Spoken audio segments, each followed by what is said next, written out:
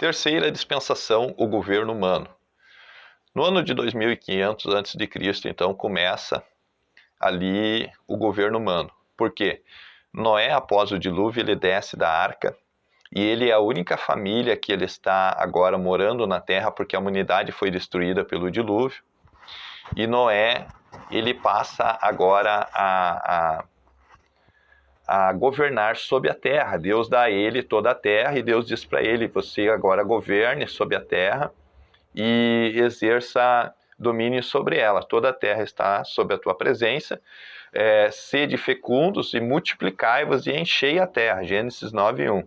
Então Noé ele tinha o dever de multiplicar e agora fazia com que a terra ela voltasse a ser povoada e populosa, né? Aliança de Noé com Deus. A primeira coisa que Noé ele fez ao descer da arca foi dar honras a Deus, erguendo um altar, pegou um daqueles animais da arca e colocou sobre aquele altar e ofereceu a Deus como sacrifício, colocando Deus em primeiro lugar. Isso é o que Deus ele espera de mim e de você. Nós devemos de colocar Deus em primeiro lugar na nossa vida. Deus sempre, Mateus 6,33, a Bíblia diz: buscai o Senhor em primeiro lugar e o seu reino, e as demais coisas vós serão acrescentadas. As demais coisas são muitas vezes as coisas materiais, o dia a dia, né? Mas em primeiro lugar, busque o reino dos céus e a sua justiça, e as demais coisas vós serão acrescentadas. Então, Noé colocou Deus em primeiro lugar. E ali Deus ele se agrada tanto daquele sacrifício de Noé que ele coloca o arco-íris no céu, prometendo a Noé que nunca mais ele destruiria a terra com água, como ele destruiu naquele dia. Deus deu a Noé 3 filhos, cada filho gera também os seus filhos, que agora são netos de Noé. Sem gera 5 filhos. Jafé gera 7 filhos. Ora, toda a terra havia apenas uma linguagem, uma maneira de falar. Por quê? Gênesis 11:1. Porque todos vinham da mesma família, eram todos descendentes de Noé. Cão gera 4 filhos. A maldição e bênção são... maldição e bênção dividem a família de Noé. A Bíblia diz que Noé, Gênesis 9:18-27, Noé ele planta a terra e ele planta uma vinha, ele planta um parreiral de uvas, no linguajar assim mais popular nosso, né? Ele planta um parreiral de uva e daquela uva ele faz vinho. E aquele vinho ele está fermentado, agora ele já está alcoólico. E Noé ele bebe daquele fruto da vinha e ele acaba ficando bêbado. E ele entra dentro da sua tenda, ele não percebe que ele está nu e ele dorme ali bêbado, nu. No outro dia,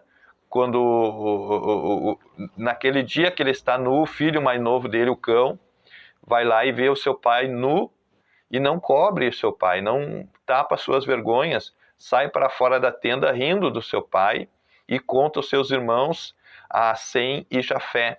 E eles pegam uma capa, entram de costa dentro da tenda, cobrem ali as vergonhas do seu pai. No outro dia, quando o pai, o Noé, ele acorda, os filhos contam para Noé que o filho mais novo estava zombando dele. Então o pai amaldiçoa o filho mais novo, dizendo que ele seria servo dos servos, ele seria escravo dos escravos, e abençoa também os outros filhos, que são Sem e Jafé. Veja, irmãos, que de certa forma, nós como pai, como mãe, nós temos a autoridade de Deus de abençoar os nossos filhos e também amaldiçoar eles.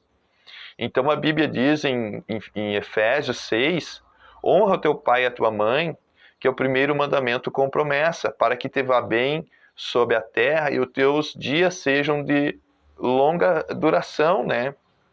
Para que tudo te vá bem. De certa forma, Cão não honrou seu pai, Sem e Jafé honraram. Por isso que o pai abençoou eles. Então assim é na nossa família, com os nossos filhos, nós devemos de muitas vezes ser rígidos, duros, por amor aos nossos filhos, nós devemos educá-los acerca de respeito, acerca de alguns princípios que eles devem ter na nossa família, para que não venhamos ser pais que venham trazer maldições. Muitas vezes o nosso filho chega do colégio com dificuldade e nós não devemos de chamar o nosso filho de burro, porque ele nunca vai saber nada, nunca vai ser ninguém, não. Nós devemos de, como pais espirituais, nós devemos de orar pelos nossos filhos, interceder por eles e ver o que está acontecendo, que ele não está indo bem no colégio. E profetizar bênçãos sobre a vida dos nossos filhos. Então, esse poder de bênção e maldição está sobre os pais. Os pais devem orar por seus filhos e abençoá-los em nome de Jesus.